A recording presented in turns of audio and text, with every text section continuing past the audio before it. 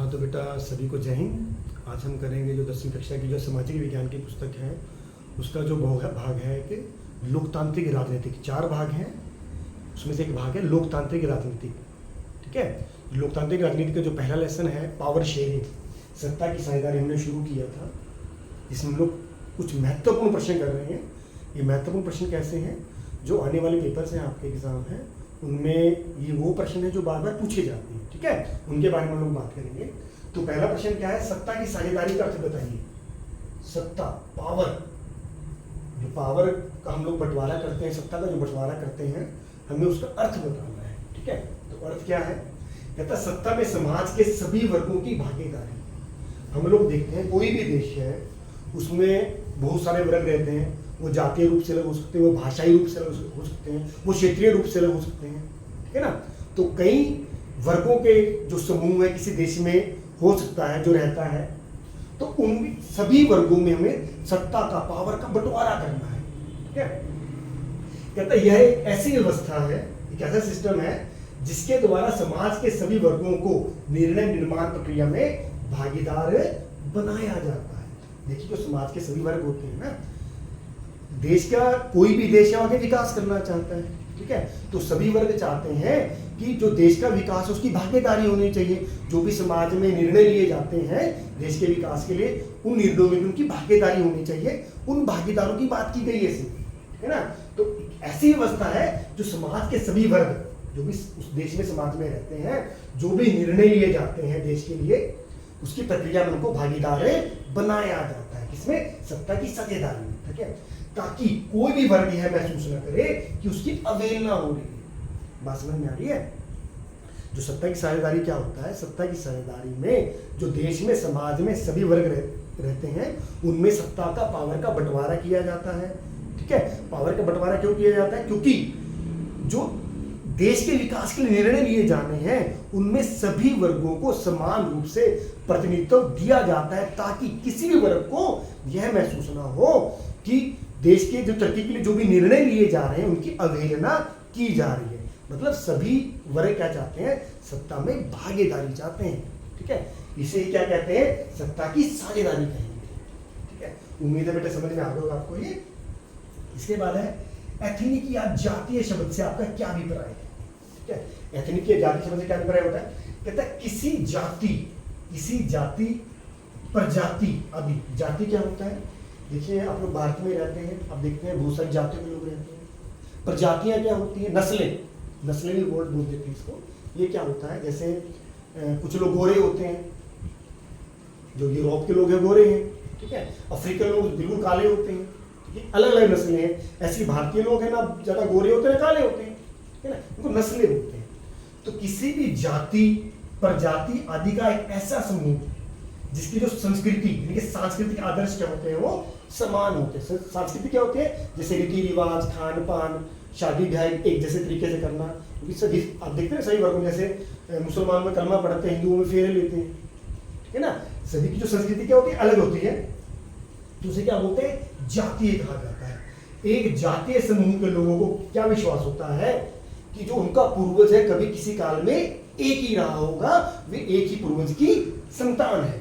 ठीक है, तो इस समूह के सदस्य एक दूसरे के साथ कई लक्षणों से पहचाने जाते हैं। जैसे उनकी भाषा एक जैसी हो सकती है, उनकी जो संस्कृति है, रीति रिवाज है, खान पान है, वो एक ऐसा हो सकता है। वो एक धर्म से संबंधित हो सकते हैं। बात समझ में आ रही है? वो क्या हो सकते हैं? एक धर्म से भी संबंधित हो सकते हैं। तो उम्मीद है बेटा आपको ये समझ में आ गया होगा। बड़ा आसान सा प्रश्न है ये। अगला प्रश्न क्या है? ये बड़ा महत्वपूर्ण प्रश्न है बेटे, बार बार एग्जाम में आता है ये, बेल्जियम वाला। तो बेल्जियम के समाज की जातीय बनावट की समीक्षा करेंगे। बेल्जियम क्या है बेटे? बेल्जियम यूरोप का एक छोटा सा देश है। बेल्जियम कौन है? यूरोप का एक छोटा सा देश है। उसकी जातीय बनावट की बात की गई है। कहता है बेल्जियम देश में जातीय बनावट बड़ी जटिल है, बड़ी जटिल बनावट है वहां की। कैसे?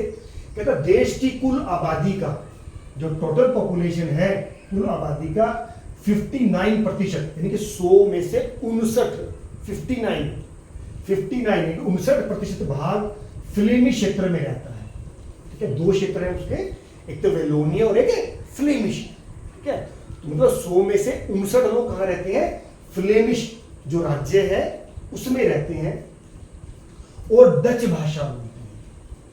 ठीक है, ये सबसे बड़ा जो भाषाई समूह कौन सा हो गया, डच भाषा बोलने वाला हो गया, जो फ्लेमिश क्षेत्र में रहता है। कहते हैं 40% लोग वेलोनिया क्षेत्र में रहते हैं। जैसे एक राज्य कौन सा हो गया, फ्लेमिश, दूसरा राज्य कौन सा है, वेलोनिया।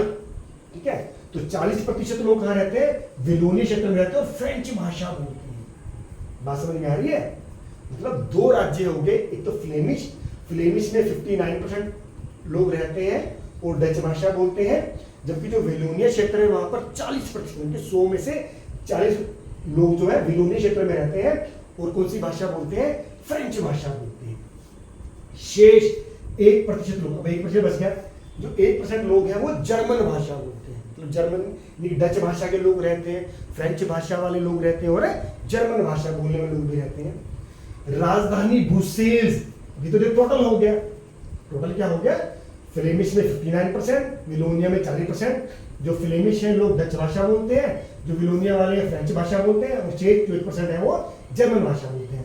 अब जो राजधानी है, जो कैपिटल है किसकी, आपकी उसकी बेल्जियम की, बेल्जियम की राजधानी कौन सी है, ब्रुसेल्स। अब जो ब्रुसेल्स जो राजधानी, वहां पर जो 80% लोग हैं वो कौन सी भाषा बोलते हैं, फ्रेंच भाषा। उनकी ब्रुसेल्स में फ्रेंच भाषा बोलने में लोग ज्यादा रहते हैं। और जो 20% लोग कौन सी भाषा बोलते हैं, डच भाषा बोलते हैं। समझ में आ रही है?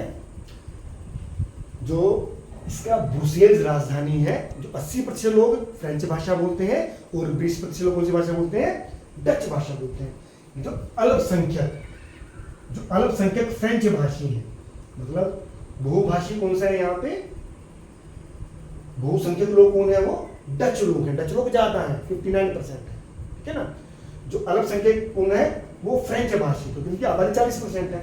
तो अल्पसंख्यक जो फ्रेंच भाषी तुलनात्मक रूप से अधिक ताकतवर है, ज्यादा अमीर है, ज्यादा पावर है इनके पास है जो फ्रेंच भाषी लोग हैं, वो ज्यादा ताकतवर है। कहां पर, बेल्जियम में। ठीक है, ये तो हो गया बेटे जातीय बनावट। फिर इसके साथ एक प्रश्न और बड़ा महत्वपूर्ण बनता है, बेल्जियम सरकार के मॉडल की विशेषताएं। ठीक है, बेल्जियम क्या है कि लोकतांत्रिक देश है। ठीक है, लोकतांत्रिक देश है। अब यहाँ पर 4 प्रकार के सरकार के मॉडल पाए जाते हैं। बड़ी हैरानी की बात है, छोटे से देश में भी 4 प्रकार के जो मॉडल हैं सरकारों के वो चल रहे हैं। कौन कौन से हैं?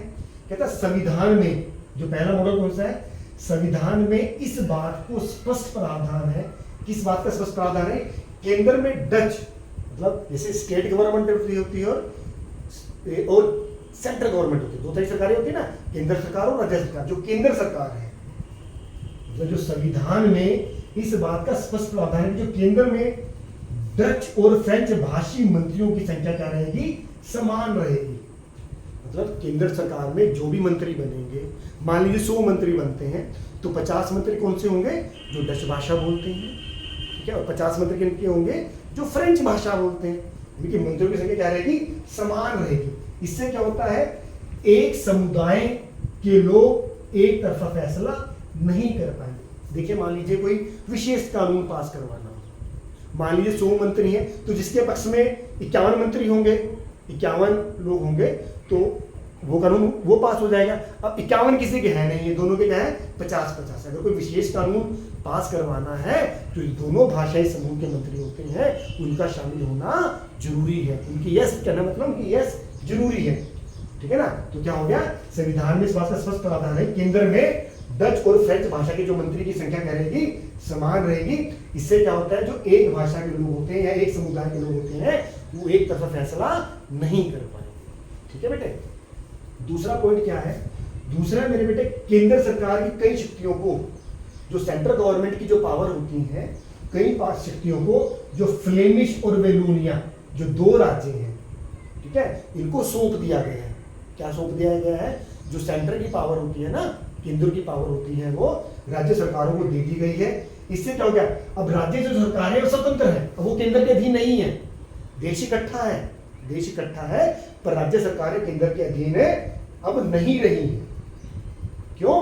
क्योंकि जो केंद्र की पावर है वो राज्य सरकारों को दे दी गई है। देश अभी भी इकट्ठा है। 2 मॉडल हो गए, पहला केंद्र सरकार के मंत्रियों की संख्या समान रहेगी, दूसरा क्या है, जो केंद्र की पावर्स है कहीं ना कहीं वो राज्यों को दे दी गई है, जिससे जो राज्य क्या है वो स्वतंत्र हो गए हैं। ठीक है, एक ही देश में दो मॉडल, तीसरा मॉडल भी है यहाँ पे ब्रुसेल्स।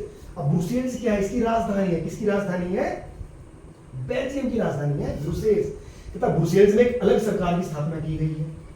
अब देखो तीसरी प्रकार की सरकार आ गई है, ब्रुसेल्स में एक अलग प्रकार की स्थापना की गई जिसमें जो दोनों समुदाय कौन से हैं, फ्रेंच भाषी और डच भाषी। कहता है दोनों समुदायों को समान प्रतिनिधित्व, समान रिप्रेजेंटेशन दिया गया है। कहां पर, ब्रुसेल्स में। देखिए ब्रुसेल्स में 80% लोग कौन से हैं, फ्रेंच भाषा वाले हैं। ब्रुसेल्स में 80% लोग कौन है, फ्रेंच भाषी है, 20% कौन है, डच भाषी है। ठीक है, तो ब्रुसेल्स में एक अलग सरकार की स्थापना की गई है। ठीक है, दोनों समुदायों को समान प्रतिनिधित्व दिया गया है। फ्रेंच भाषी लोगों ने क्यों स्वीकार किया इसे, क्यों स्वीकार किया, क्योंकि केंद्र में जो सरकार बनी है उसमें जो मंत्रियों की संख्या वो समान है, इसलिए जो ब्रुसेल्स में गवर्नमेंट बनी है उसमें डच भाषी लोगों को समान प्रतिनिधित्व दिया गया है। ठीक है बेटा, उम्मीद आपको समझ में आया होगा। चौथा क्या हो गया, चौथी सरकार भी है यहाँ पे, सामुदायिक सरकार। सामुदायिक सरकार की भी स्थापना की गई है। कहते हैं इस सरकार का चुनाव एक ही भाषा बोलने वाले, क्योंकि 3 भाषा के लोग हैं, जर्मन, फ्रेंच और डच। जर्मन, फ्रेंच और डच 3 भाषाएं बोलते हैं, तो सामुदायिक सरकार की स्थापना भी की गई है। इस सरकार का चुनाव कौन करता है, जो एक ही भाषा बोलते हैं, मतलब जो जर्मन भाषा बोलने वाले हैं वो अपने सामुदायिक सरकार का गठन करते हैं, फ्रेंच भाषा बोलने वाले हैं अपनी फ्रेंच भाषा बोलने वाली सामुदायिक सरकार का गठन करते हैं, जो डच बोलने वाले हैं वो अपनी सामुदायिक सरकार का गठन करते हैं। ठीक है ना, तो इस सरकार जो ये सामुदायिक सरकार है को जो उनकी संस्कृति है, शिक्षा है और भाषा जैसे विषयों पर फैसला लेने का अधिकार है, किसको, सामुदायिक सरकार को। जो सामुदायिक सरकार बनती है अलग अलग भाषा के लोगों की, उनकी जो संस्कृति है, शिक्षा है और भाषा है, उन विषयों पर फैसला लेने का अधिकार सामुदायिक सरकार का होता है। आपको जैसे नजर आ रहा होगा संविधान में क्या है, पहले में क्या है, केंद्र सरकारी मंत्रियों की संख्या समान है। दूसरे में क्या है, केंद्र की शक्तियां किसको दे दी गई है, क्षेत्रीय सरकारों को दे दी गई हैं। ठीक है, जिसे जो राज्य हैं, क्षेत्रीय सरकार राज्य है, ये अब स्वतंत्र है, केंद्र के अधीन नहीं रहे क्योंकि पावर को मिल गई। तीसरा क्या है, ब्रुसेल्स में भी दोनों समुदाय की सरकार शामिल की गई है, जिसमें दोनों को, जो डच भाषी है और फ्रेंच भाषी है, दोनों को समान रिप्रेजेंटेशन, प्रतिनिधित्व दिया गया है। चौथा क्या होगा, सामुदायिक सरकार भी है जो अलग अलग भाषा बोलने वालों की है, जो उनकी संस्कृति, शिक्षा और भाषा का ध्यान रखती है। ठीक है मेरे बेटा, बड़े आसान से प्रश्न और बड़े ही महत्वपूर्ण प्रश्न है, उम्मीद आपको समझ में आ जाओगे। अगर बेटे समझ में नहीं आए, 1-2 बार ध्यान से सुनेंगे, आपको आसानी से आ जाएंगे। धन्यवाद।